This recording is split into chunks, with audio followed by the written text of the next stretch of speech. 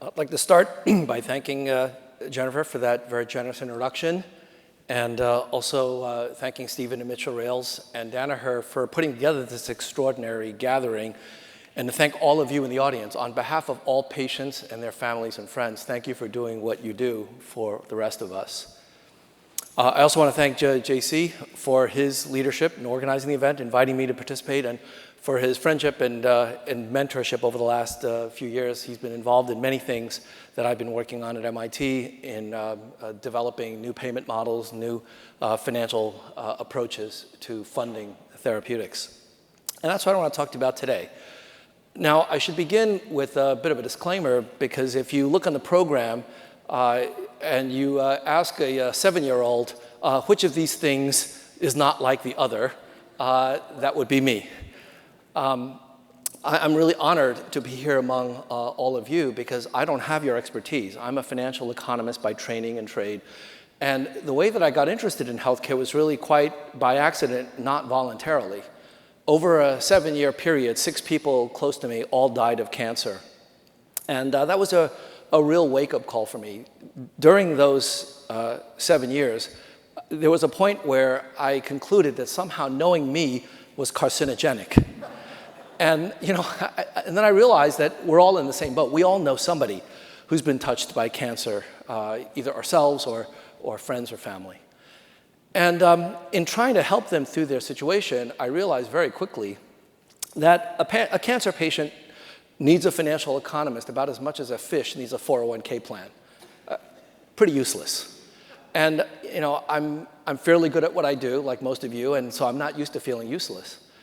And so I spent quite a lot of time trying to understand what they were going through, then trying to understand why it was there weren't drugs to help them, and then learning more about how the drug development process worked, and came to the shocking realization that finance actually plays a really big role in therapeutic development, sometimes too big a role.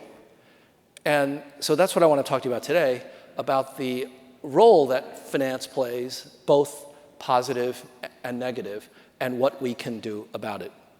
So let me start with an observation that I think all of you know far better than I do, and you've heard that even as most recently as the last panel, which is that biomedicine is at an inflection point. This is not business as usual.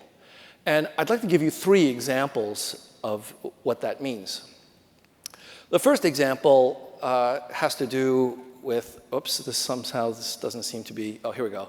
It has to do with Caroline and Cole Carper, 2 kids that were dealing with a rare condition known as Leber's congenital amaurosis, a rare disease that causes blindness at birth, monogenic disorder.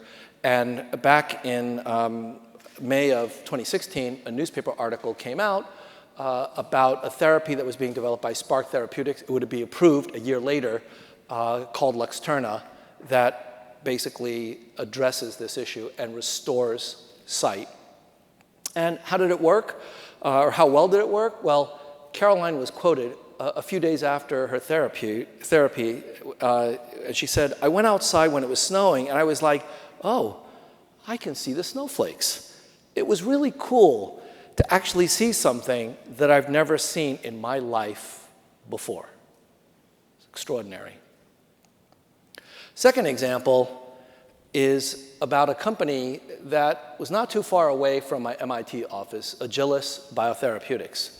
I wrote a case study about them. They were introduced to me. And by the way, when a company is introduced to me, that's generally not good news for the company. Usually means that they're struggling for funding and have some other issues. And so they were developing a gene therapy for a rare condition called aromatic L-amino acid decarboxylase deficiency. It took me an afternoon to figure out how to say that. It's a single gene mutation that prevents your brain from producing dopamine, a pretty important neurotransmitter. I'm told that it's important for runner's high. I've never experienced that myself. I've experienced runner's low, being out of breath. But people tell me that it's an important neurotransmitter, not just for that, but for developing motor function. And so patients that have this particular mutation, they don't have the ability to develop normal motor function. And you don't notice anything wrong at birth because you're just completely exhausted, both parents, and you're just happy that your infant is in the crib and not doing much. But after a few weeks of that infant not doing much, not raising its arms, not rolling over, not moving its head, you know something is wrong. A Taiwanese doctor by the name of Paul Hu proposed a gene therapy to treat this disease, an AAV9 vector. And Agilis licensed the therapy. And what I'm going to show you is a video clip of patient number 4 in the clinical trial for this particular gene therapy. You're going to see a before and after. The baseline, this particular patient was diagnosed at 2 years, 5 months. So you'll see what he was like before the therapy, and then after this one-time injection, a year later, and then 2 years later. So this is the baseline. And can you turn on the sound? Yeah. You can see that he can't lift his arms up. He can't sit up, can't move his head. This is the rest of his life without treatment. This is what it's going to be like for him. 1 year later, same child, crawling, happy kid, and not yet walking because, of course, he's only been getting dopamine for about a year now and not able to stand on his own, but otherwise an incredible, incredible change. And now you'll see 2 years later, same child, he's almost able to stand and walk on his own. We're not sure if he'll ever walk normally, but certainly a huge, huge change over where he was before. The blind shall see, the lame shall walk. You know, that's usually reserved for religious texts, but it's happening now thanks to the work that many of you are doing. This is what I mean by we're at an inflection point. This is just extraordinary. Now, the third example that I want to give you comes from my world, which is finance and business. I'd like to show you the 30 best-selling drugs in the world in the year 2000. And here's this list. You won't be able to read it, but you can have the slides afterwards. But in that year of 2000, these are the drugs that generated the most amount of revenues. And highlighted in blue are the drugs that came out of academia or biotech companies. 4 out of the top 30. 26 of them were developed by Big Pharma, and that's how drug development usually worked. Well, that was in 2000. Let me show you that same chart in 2018. The 30 best-selling drugs in 2018, listed here, 24 out of the top 30 came from biotech or academia, 9 out of the top 10. This is what I mean by an inflection point. This is not business as usual. And my colleagues, Tyler Jacks, Susan Hockfield, and Phil Sharp, have a term for it. They published a monograph in 2016 titled Convergence. The convergence of the life sciences, physical sciences, and engineering. Some of you also call this part of the omics revolution. Genomics, epigenomics, transcriptomics, so on. Every one of these omics has experienced tremendous advances, even over the last 5 years, never mind 10, with the exception of one. There is one omics that has lagged and is creating a bottleneck, and that's economics, because we had to pay for all of this stuff. And the business models that we're using are very much the same as we were before. We need to innovate, and that's what I want to talk about today. So when I first started my investigations into the reasons why my friends were dying and that they couldn't get the drugs that clearly seemed to be out there and able to be developed, they told me about this thing, the valley of death. I didn't understand what that was. But I soon learned that it actually had to do with the preclinical to phase 1, phase 2, this area of getting university research into commercialization. And so the question that I asked was, why? Why is there a valley of death? I just assumed, and it shows you how ignorant and naive I was at the time, I just assumed that if there were some patients in need and there was some knowledge that could help those patients, that magically money would appear to develop those therapies. And I found out that the reason that it doesn't happen, there are many reasons, it's complicated, but from my economist perspective, the reason is because of risk and uncertainty. Risk is the randomness that you can quantify numerically, like putting a statistical distribution, a probability of success on it. But there is also the challenge of uncertainty, which economists use to describe the unknown unknowns, the randomness that you cannot quantify numerically. And both of these are significant factors in limiting the amount of therapeutic development that was being done. So I want to now give you 3 examples from my world of investments and describe how we in the financial community look at risk and uncertainty. So the first one is an example that I use with my first-year MBA students. I show them 4 different financial investments. I don't tell them what they are or even over what time period they span. I just tell them that this is what happens when you put $1 in each one of these and leave it there for this multi-year investment horizon. And then I ask them to pick one and only one of these to invest their wealth, either their 401k or their parents' or grandparents' life savings. If you could only have one of these, which one would you pick? The green one that turns $1 into $2 over this multi-year investment horizon? Not very rewarding, but not a lot of risk. The red line, which is $1 turning into $5, way more rewarding, but also way more volatile. The blue line turns $1 into $8, the most volatile of all. And finally, the black line, which is somewhere in the midst of all of that. So by a show of hands, which would you pick if you could have only one of these for your life savings? How many of you would pick the green line? Anybody? Okay, we have one compliance officer here. Black line, oh, sorry, the red line next. How many people pick the red line? Wow, only 1 or 2 takers? I want you to remember them in this moment, because once I tell you what that is, you're going to have some rebalancing to do in your portfolios. Blue line, anybody wanted the blue line? Okay, we've got a few takers. These are the folks that are starting up new companies, right, the biotech companies. And then the black line.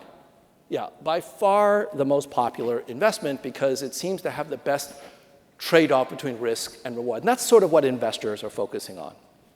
Okay, well, you answered exactly the way my MBA students did. And let me show you what you all picked. First of all, the time period goes from 1990 to 2008. And the green line is US Treasury bills, the safest asset in the world, at least for the next few weeks. We'll see how the budget discussions go. But if we agree to pay our bills, it's a safe asset. But not very rewarding. So had you put your money into T-bills in 2008, you would have made pretty much nothing, and less than nothing if you include inflation in that calculation. The red line is the S&P 500. I suspect that most of you here have that asset in your portfolio, and you didn't pick it. So you may want to go back and call your broker and do some rebalancing. But if you had picked the S&P 500, congratulations, you would have done just fine since 2008. The blue line is the single pharmaceutical company, Pfizer. Way more volatile, but if you had picked Pfizer, well, congratulations again, you would have done even better than the S&P, spectacularly well. The black line, the line that most of you picked, well, that's the returns to the Fairfield Century Fund. What is the Fairfield Century Fund? Well, that's a private investment that was the feeder fund for the Bernie Madoff Ponzi scheme. And that's why I had to stop it in 2008. There's a reason that they were able to get $50 billion from unsuspecting investors. It is absolutely human nature. We are all drawn to high-yielding, low-risk assets. And in finance, we have a term to describe those assets. It's called the Sharpe ratio, after William Sharpe, the Stanford Nobel Prize-winning economist. The Sharpe ratio is, in the numerator, the expected return of an investment above and beyond T-bills. And in the denominator, it's the risk of that investment as measured by the standard deviation of the return, the volatility. And so what we are all looking for are high Sharpe ratio assets, high yield, low risk. And so if you look at the Sharpe ratios of these investments, Sharpe ratio of Pfizer, 0.43, Sharpe ratio of the S&P 500, 0.54, about the same order of magnitude. And at least on paper, before it blew up, the Madoff Ponzi scheme had a Sharpe ratio of 2.98, an order of magnitude higher. And that's how they were able to sucker in all of these unsuspecting investors. Sometimes when things look too good to be true, it's because they're not true. Now, why am I telling you all this? Well, it's because it turns out that biomedicine, as an investment, has had a Sharpe ratio that's been declining over time. Not because you're failing in what you're doing. The innovation is extraordinary. The numerator is just fine, doing very well. The problem is that as you get smarter and come up with more sophisticated therapies, that also creates greater risk for investors that have put money in the previous therapies. So Zolgensma has been a fantastic boon for SMA patients. That's great news for Novartis. Not so much for Biogen that had Spinraza before Zolgensma was approved. So what do we do about that? Well, we have to understand more about the nature of investments and how investors think. And frankly, that's one of the reasons that I started getting interested. I was looking for an experimental therapy for my mother who was suffering from non-small cell lung cancer, and I approached a well-known biotech company in Cambridge. It was developing a number of cancer immunotherapies, and I just asked their chief scientific officer, along with their chief business officer, I asked them what I thought was a relatively straightforward question. Does your source of financing have any influence on your scientific agenda? And the chief scientific officer looked at me ironically, turned back to his CFO, chief business officer, and said to me, influence? Our source of funding drives our scientific agenda. And I have to tell you that, from the perspective of the son of a dying patient, I was absolutely outraged by that response. Now, I'm an economist. I get it. You got to pay for stuff. But what does stock market volatility, interest rates, and Fed policy have to do with whether you should treat cancer by angiogenesis inhibitors or immuno-oncology or some other therapeutic? Nothing. Yet it drives their agenda. Now, I'm no biomedical expert by any means, but don't we have it backwards? Shouldn't the science be driving the financing? More on that later. Second example, I want to give you a quiz. A pop quiz number 2, which is how do we think about value in the space? How do we think about pricing? And the question I want to ask is, how much do you think this paper bag is worth? What's the value of the contents in the paper bag? I don't know. Depends. So I'd like to find out. I would like to do an experiment that I do with my first-year MBAs. So I happen to have a paper bag right here. And what I'm going to do is I'd like to auction this off to the highest bidder in this room. Now, this is for real. So let me tell you the rules. I'm going to be the auctioneer, and I run the auction. I'm going to ask you to bid on this, and the highest bidder will get this bag and will have to pay me for it afterwards. This is for real, right? You're going to have to pay me. I take cash. I don't take credit cards. We could talk about PayPal, Venmo, I do all of those things. But we're going to engage in the auction. The highest bidder will get the contents of the bag, and at the end of it, you'll have to pay me. And then, but once you win the auction, you're also obligated as part of the deal to tell the rest of the audience what's in the bag. The reason I have to stipulate that is that one year when I auctioned this off to an MBA student, he won and took the bag, and then I asked him, please show the rest of the class what's in the bag. And he said, no. And I said, what do you mean no? And he said, well, you're auctioning off the bag. I own it now, and I'm under no obligation to tell the class what's in it. If you want me to tell the class what's in it, I want another 10% discount on the price. He got the discount. I gave him an A. And so now, from now on, I have to stipulate. That's part of the auction, okay? So you might be a little bit hesitant to bid for this. I understand, because you don't know what's in there. So, and I should tell you, full warning, there could be nothing in the bag. So in the parlance of Wall Street, this is going to be an auction with no tears, all right? No tears. Don't come crying to me if you bid on this and there's nothing in the bag, because that's what I'm telling you now. There might be nothing in the bag. But just to give you a little bit more information about what's in the bag, let me take this out.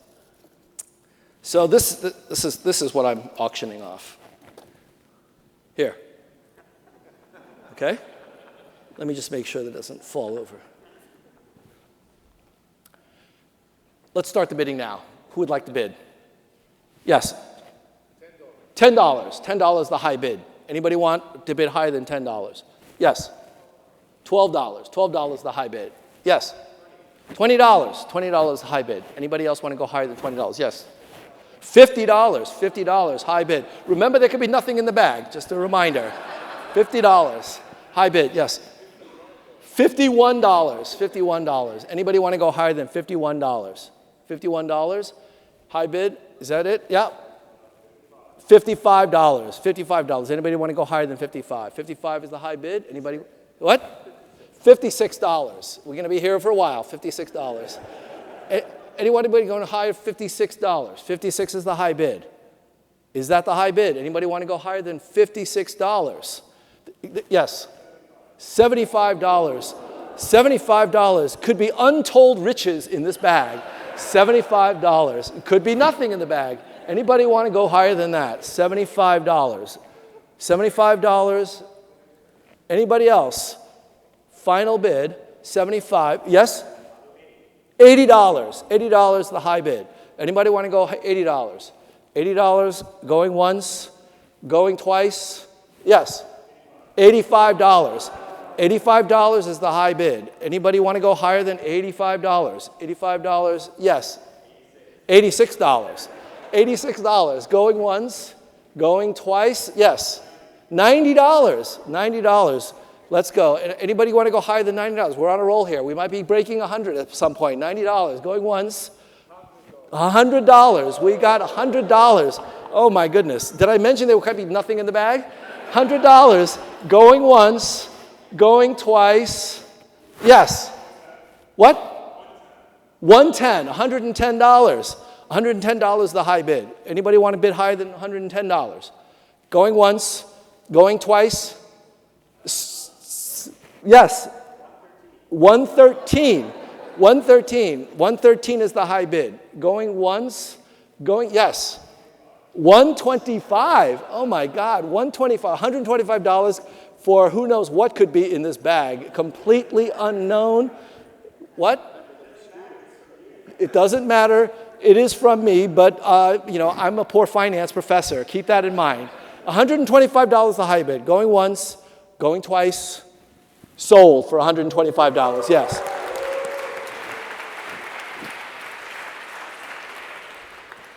So can you come up here and take the bag and then now tell us what is in the bag? And let's see whether or not he got a good deal for $125.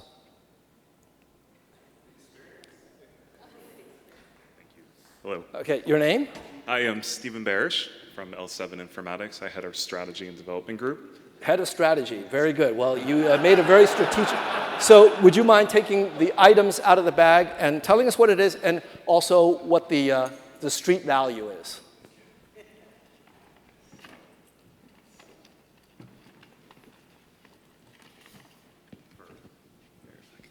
Okay, thank you. First, healthcare finance by yours truly. A little self-promotion. My textbook just came out. Already well worth it, so absolutely. $90 street value, you can check online, but okay. So far, he's losing. Is that it? I don't see, wait, okay, hold on. Let's look. Oh, looks like an iPad. It is an iPad. Can you look at the price tag on that iPad? The price tag is total $477.06. $477. Thank you. Okay. Thank you very much. Appreciate it. I will collect from you later. So, what just happened? Within the space of 4 minutes, we were able to establish the value, $125 of a paper bag. Now, you could argue that price was pretty far off. I mean, I lost a lot of money in that transaction. Probably getting, 30 cents on the dollar, right? But what happened? What happened is that I was able to unload a completely unknown quantity in 4 minutes and get a finite price very quickly. How? By the wisdom of crowds. Now, I should have asked you, Steve, how did you, well, you kept bidding. Why did you keep bidding? How did you know that there was nothing in the bag? What gave you any sense that you should bid 125 for it? Can you hear me? Okay. Yeah. It's intuitively, it seemed like a good deal. Why? How? The bag looked appealing. That matters. Believe it or not, that matters. That's why I took the bag out. It's a nicer bag. But even so, many other people didn't bid. What gave you the courage? Maybe your head of strategy position, you just decided that it was worth taking a shot. You got it. Originally, before you put the stipulation in place, I was going to plan to rebid the bag and see if I can drive value because now we have interested parties. But you took that away right from the beginning. Now I know you're head of strategy. I get it. Could it also be that the reason that many of you were bidding in that high range was because you figured, well, gee, it would be pretty awful if, you know, as the guest of JC and the Rails brothers, I would come in here and basically flim-flam you and take away $125 and provide nothing. My students realized that our dean wouldn't be too happy if I did that to them, and so they know to bid something, but what is that something? The point is that we were able to establish a price pretty quickly, but it was a very hefty discount from what the bag was truly worth. Because why? Because I was not willing to reveal anything about what was in the bag. That's an unknown unknown. There's still wisdom of the crowd. You still understand that probably there shouldn't be nothing in the bag. There's something worthwhile in the bag. Otherwise, that would be a pretty awful outcome for me, the speaker. But this points out that investors, they don't like risk, but they're willing to invest in it. But investors, they hate uncertainty, and they will bid even lower for that because they simply don't know. But it won't be zero. And the current state of biotech right now, we're in a period of very significant uncertainty. And you know, those of you who are publicly traded, you look at the values of your stock prices, that's what's going on. And the way around that is to basically provide information. Had I taken the contents out of the bag and auctioned off an iPad for a retail price of $447.06, I suspect that I would have gotten a price far closer to that than 125. So, third example has to do with the following investment opportunity. How many people would invest in a fund that I'm setting up where I need $200 million right away? It's going to take a 10-year horizon before you'll get any payment back, so 10-year lockup period. And the probability that you'll get anything positive back is 5%. 95% of the time, nothing. That's it. How many people would invest in that? Wow, no one. So usually in my MBA class, I will have one student raise his or her hand and ask me, Professor Lowe, you know, you didn't tell us. In the unlikely event that we do get a financial payoff, what do we get? It turns out that most everybody doesn't even bother asking, because when they hear $200 million, 10 years, 95% failure rate, no thank you, not interested. These are the back of the envelope numbers, what it takes to develop a single anti-cancer compound. Not what it takes to develop a successful drug, what it takes to undergo the clinical trials from phase 1 to phase 3 to NDA, all the way through. It takes about $200 million in out-of-pocket costs. It takes about 10 years to run those trials. And the historical success rate, the probability of success for oncology, is actually historically a little less than 5%. It's about 3.6%, according to the latest figures. But in the unlikely event that you succeed, on average, rough numbers, an anti-cancer drug will fetch about $2 billion a year in sales from years 11 to 20. Why 11 to 20? Well, because there's a 20-year patent life on the compound. The first 10 years is taken up doing clinical trials. So if you're successful, then starting in year 11, 12, 13, you'll get the $2 billion, roughly speaking. And that cash flow, $2 billion a year from 11 to 20, that's equivalent to a single paycheck of $12.3 billion in year 10 if you're successful. So let me ask the question again.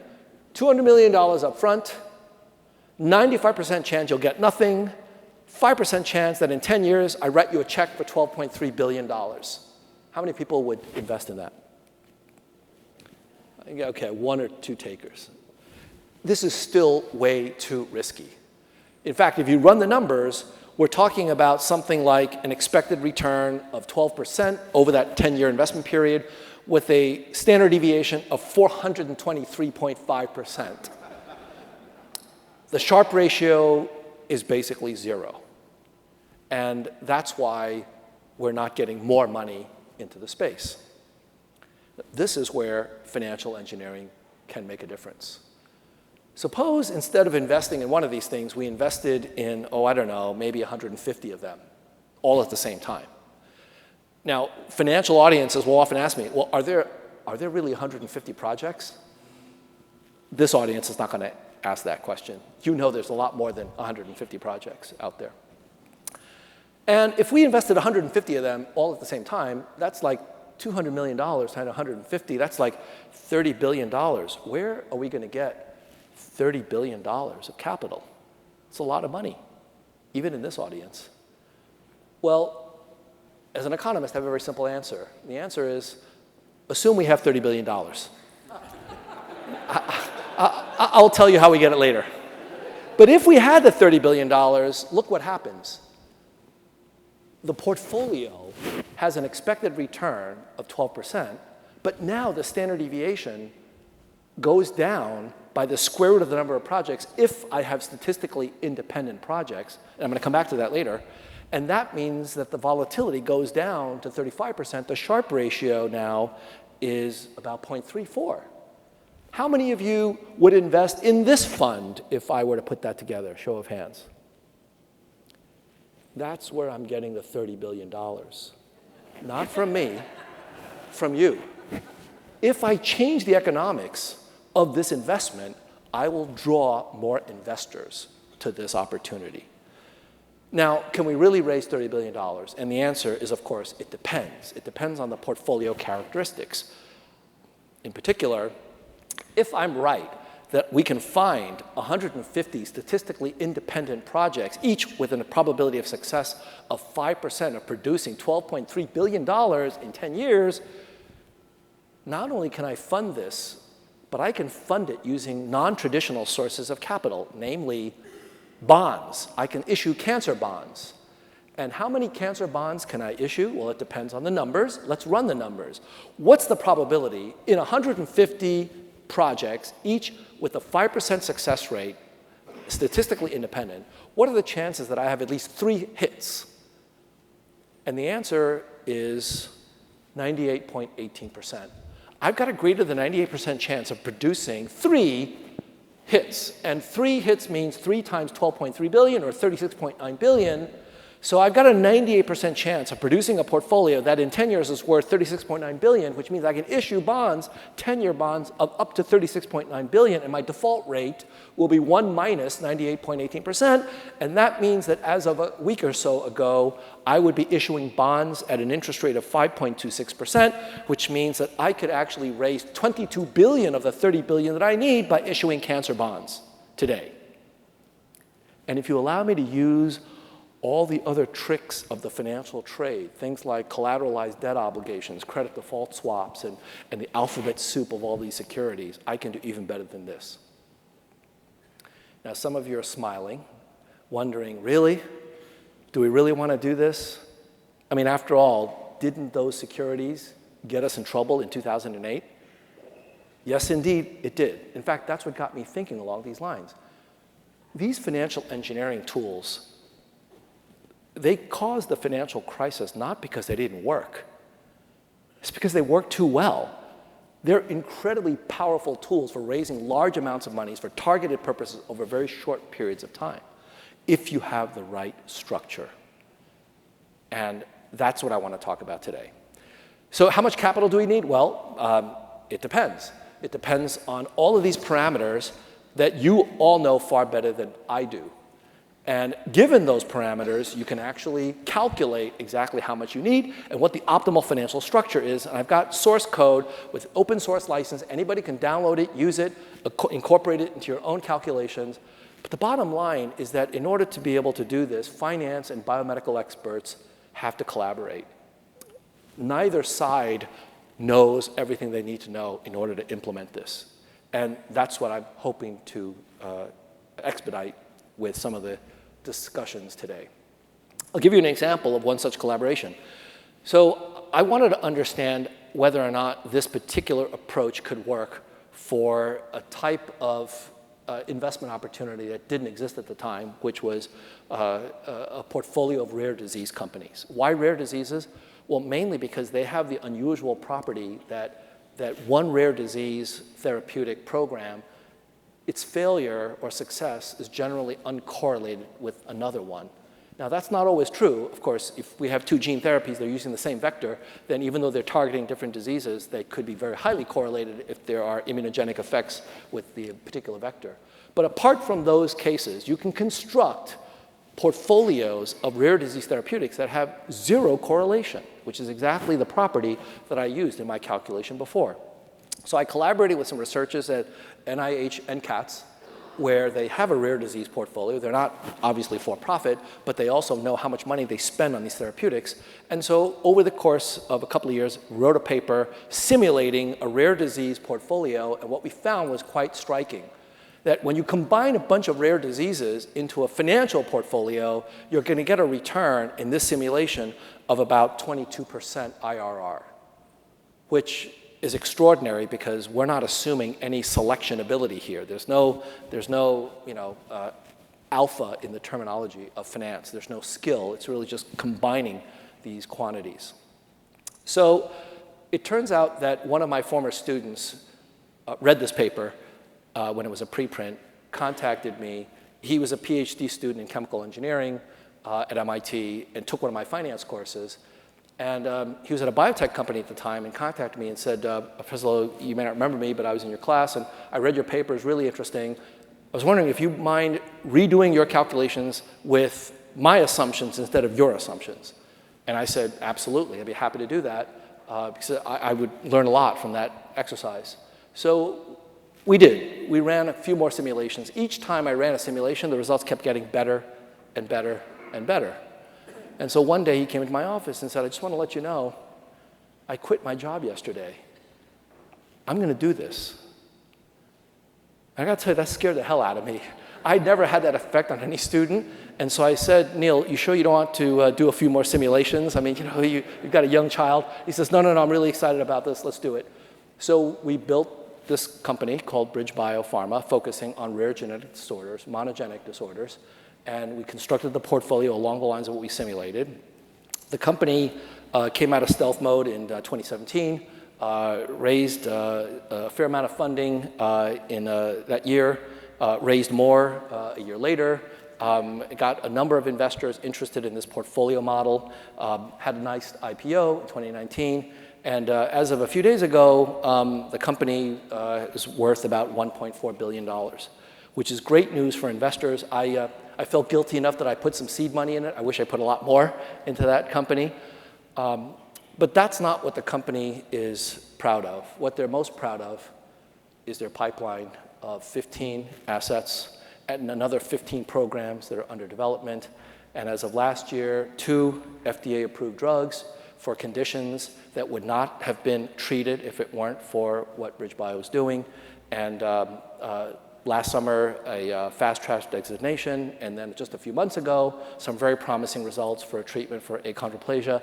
So this is what Neil Kumar, the founder, has been able to do, where the business model has played a small but important role in getting the science the funding that it needed. So I want to now turn to the topic at hand, which is genomic medicines, because here we also need some financial innovation.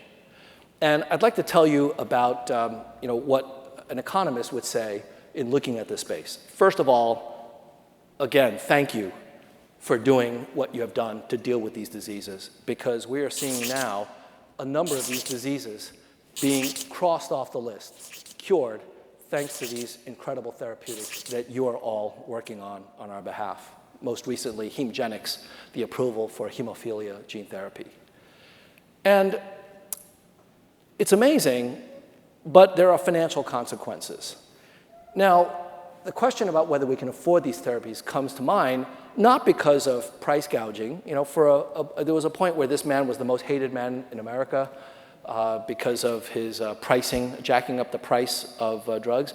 We're not talking about that. What we're talking about is prices that are reflective of value added to patients.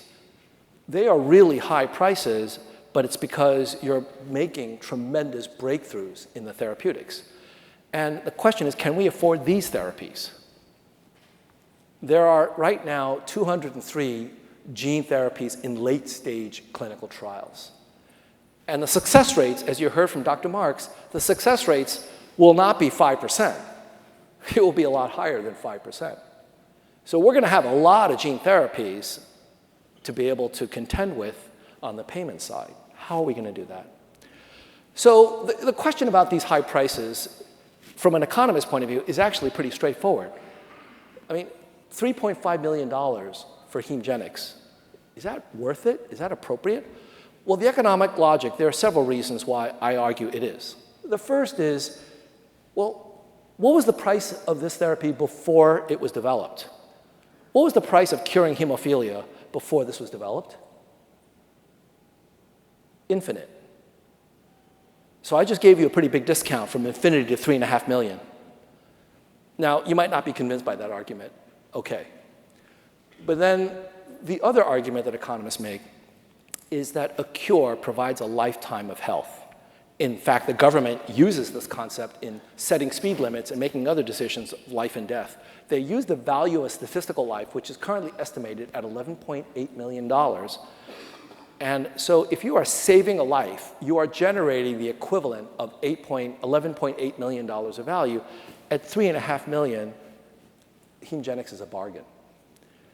And it's the difference between buying a lifetime of health versus renting health one pill at a time. You know, we don't expect people to buy homes in cash. And so if you want to buy a home versus renting an apartment, then what do? You get a mortgage. So maybe we can do that. Maybe we can consider drug mortgages. And so let me give you an example of that. Imagine we're looking to finance a cure, and you can read the details in this paper, 2016, buying cures versus renting health. Suppose that we wanted to mortgage Zolgensma at $2.1 million, the SMA drug at Novartis. If we did that, the back of the envelope calculation will show that at current interest rates for a 30-year mortgage, you'll be paying something on the order of $11,000 a month for this drug. Now, this sounds really outrageous until you realize that, the cost for, any other kind of cancer drug is oftentimes higher than this. Gleevec is $150,000 a year or more. And so mortgaging drugs is a perfectly appropriate way to spread out the payments over time so that you make it easier on these payment plans. There's also lots of good reasons why debt financing using drug mortgages is going to be very effective. But the problem with this solution is insurance switching. The fact that you can switch from one insurance plan to another means that if I'm an insurance company and I pay for your cure, and I expect you to defray that cost by paying me premiums over the course of the rest of your healthy life, that's great. But then you go off and leave my plan and go to Kaiser. I'm stuck paying the mortgage for you, and Kaiser's got a healthy patient for the rest of your life. Doesn't work.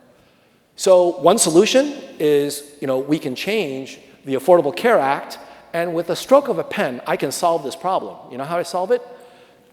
Right now, plans are not allowed to refuse you coverage for pre-existing conditions. What if I put in the Affordable Care Act the stipulation that when you leave a plan and you were the beneficiary of one of these cures, that the drug mortgage associated with it follows you to your next plan, so that Kaiser will pay the rest of the mortgage as long as you're at Kaiser. And if you move to Athena or Centene, then that plan will pay for the rest of the mortgage. If we did that, this would work. What do you think the chances are of getting this change affected in the Affordable Care Act? Yeah, not going to happen, not in my lifetime. So we got to come up with another solution. And so this is what I want to tell you about. I'm really excited about this. I want to propose the Netflix model. There. I teach MBA, so I have to have sound effects. Sorry. The Netflix model is basically a subscription service, and let me tell you how it works. Let's take the case of a company that's got about 1,000 employees, independently insured, so they're insuring their own employees. They usually have a budget for 1,000 people. They have a budget of about $6 million, and that covers everybody for the year.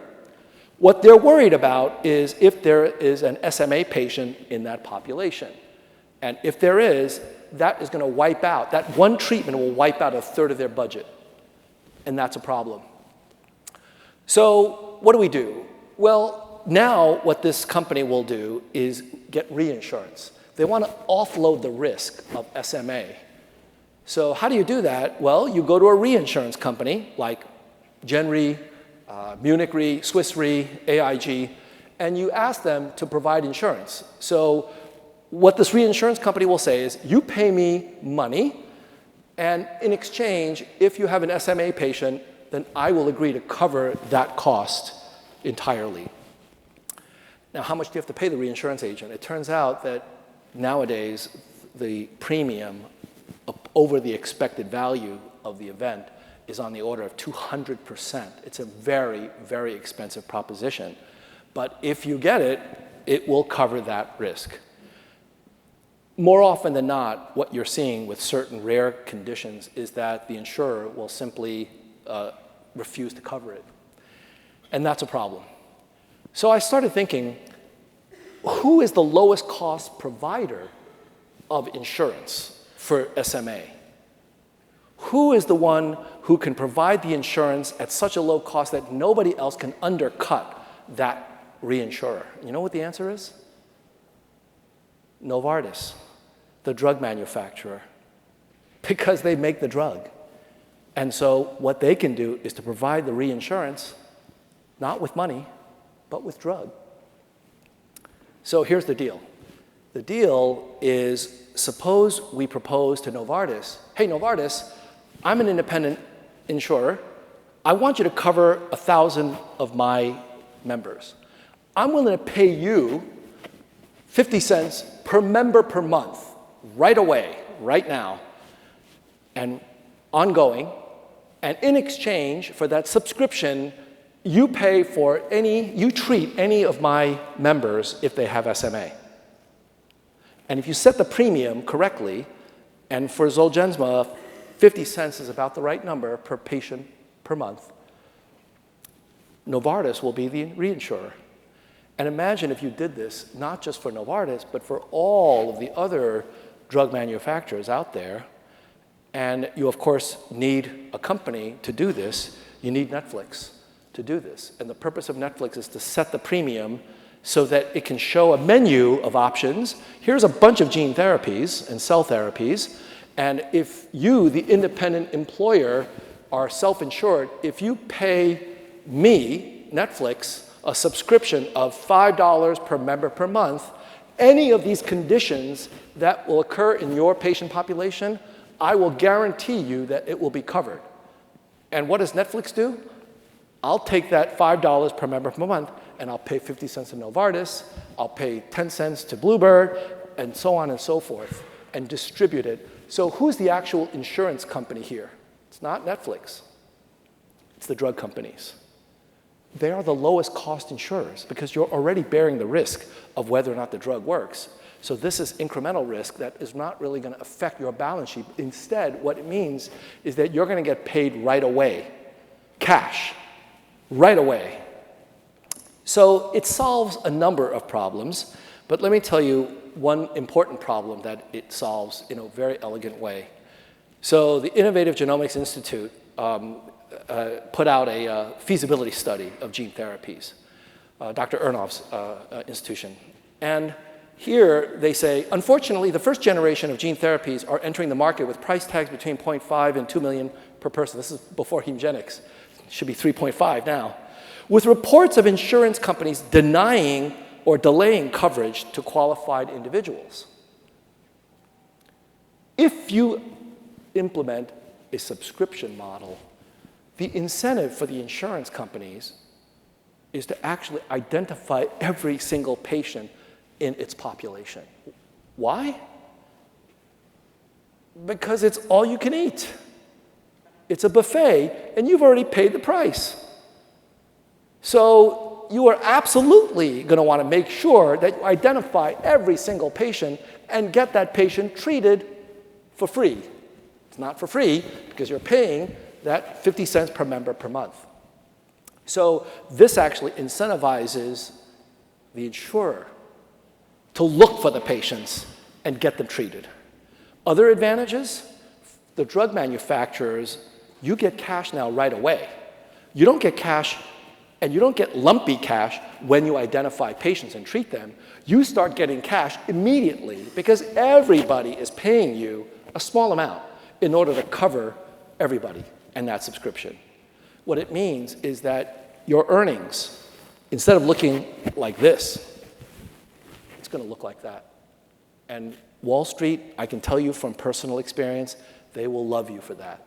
Your stock price will go up if they see subscriptions as opposed to lumpy cash flows.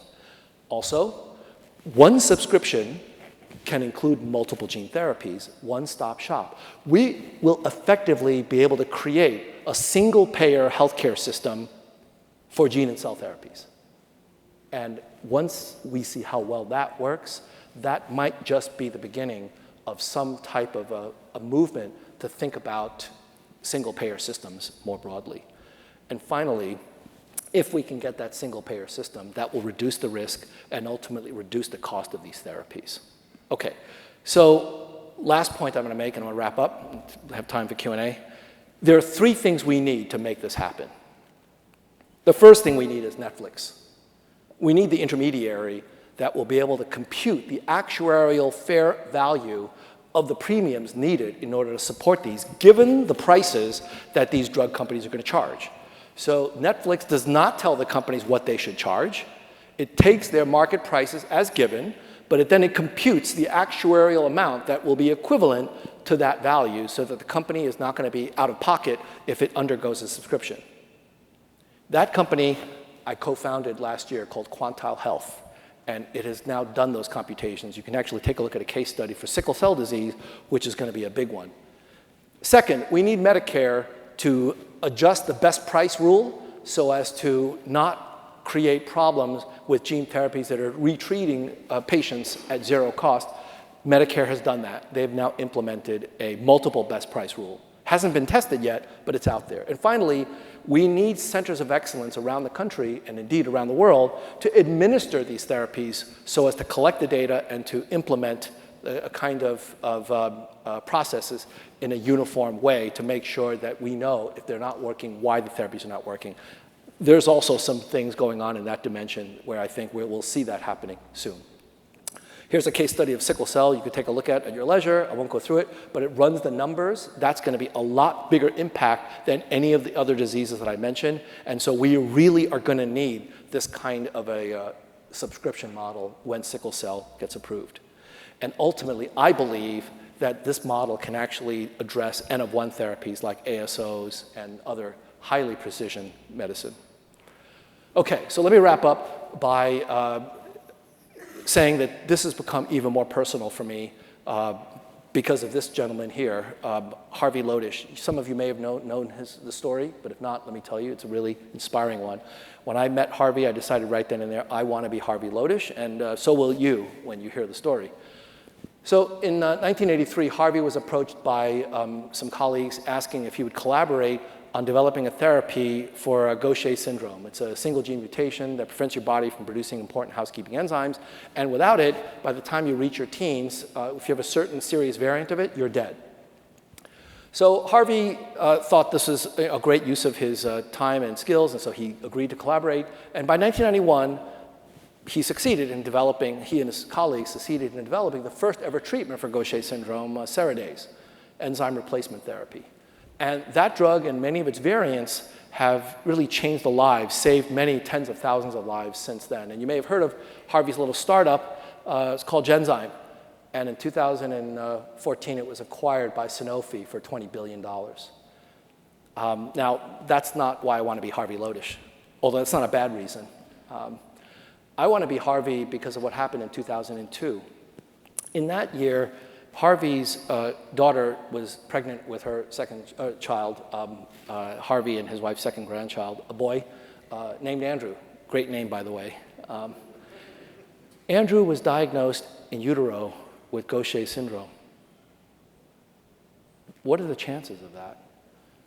So I asked Harvey, it was a very emotional conversation. I asked him, did you know? Did you know in 1983 that you were working on something that would one day save the life of your as yet unborn grandson? He said, I had no idea. 1983 was like 20 years before we sequenced the human genome. I had no idea that I had the mutation. And when Andrew turned 10 in 2012, he developed the full-blown symptoms. But he's doing just fine, thanks to the drug that Grandpa helped develop. That's why I want to be Harvey Lodish. I will never be able to develop the drug that will save my as yet unborn grandchildren. But I realize something. I realize that all of us, we can all be Harvey Lodish if we invest in the drugs that will save our as yet unborn grandchildren. Finance does not have to be a zero-sum game if we don't let it. We can do the hypothetical thing of being able to do well by doing good if we do it with the right tools and the right scale. So that's my last sound effect. And I want to thank you all for your collaboration, because I think if we do it together, we can do all of this now. All right, thank you.